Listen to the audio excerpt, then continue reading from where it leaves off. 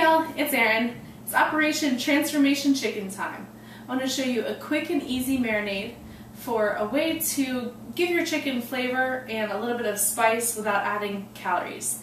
And this method, you're going to basically soak the chicken for a couple of hours or overnight. And this allows the meat to soak up a lot of moisture, and that way when you put it on the grill pan, get a nice sear, finish it in the oven, and it retains a lot of its moisture and it's just delicious.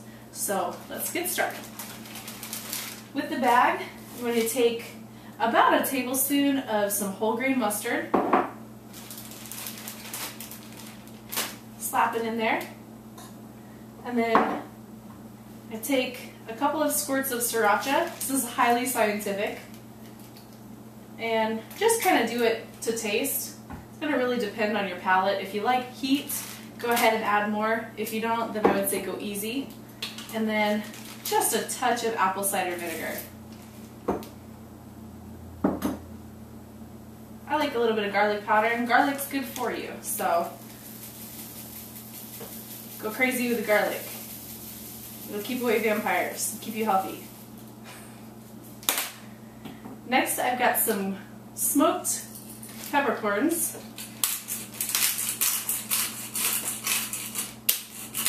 And again, good amount of that. And then I like to add a little bit of sea salt because I feel like it helps the chicken absorb a little bit more of that moisture. So don't be shy with it. And very importantly, the last step is to add 1.5 cups to 2 cups of water. And then you want to sort of mix everything up.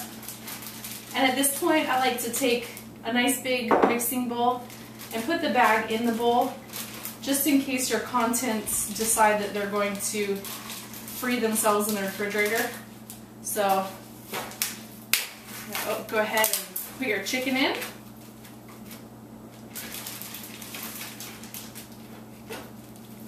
And make sure the entire chicken breast is coated with this marinade. And you want to go ahead and seal this up nice and tight. Try to get as much air out of it as possible.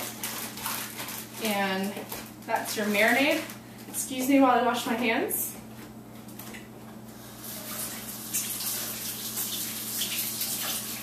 Super professional high-tech set here. Okay, so with this marinade, what you're going to do is place it in the fridge for about 2 hours to overnight. And if you can't get to it after 8 to 10 hours, don't worry about it. You can always squeeze all of the air out of it and freeze it for up to 2 weeks. So this is really helpful with food prep, and it tastes just as good when you thaw it out before you cook it anyway. So I'm going to go ahead and pop this in the fridge, and we'll come back and cook it in a few hours. And I'm back to cook the chicken. I've got my cast iron grill pan, pre-seasoned, a little bit of olive oil, and I've got my state-of-the-art stove set to medium-high, and then the oven is set to 400 degrees. Excuse the peacock. What we'll do is sear the chicken on both sides and then pop it in the oven to finish it for about 8 minutes.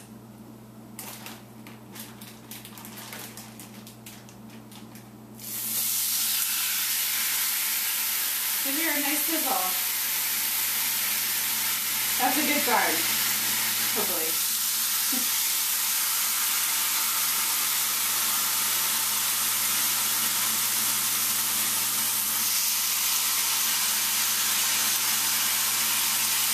Use some time-lapse technology to fast forward a few minutes. It's been about 3 minutes, so I'm going to go ahead and flip the chicken.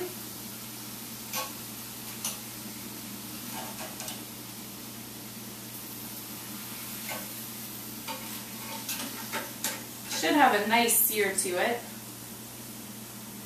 And then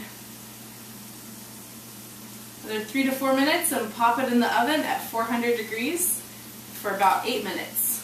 Don't forget that your grill pan is going to be very, very hot, so it helps to use an elf glove or something like this to protect your hands. So I've got the chicken seared on both sides. I'm about to pop it in the 400-degree oven for about 8 minutes.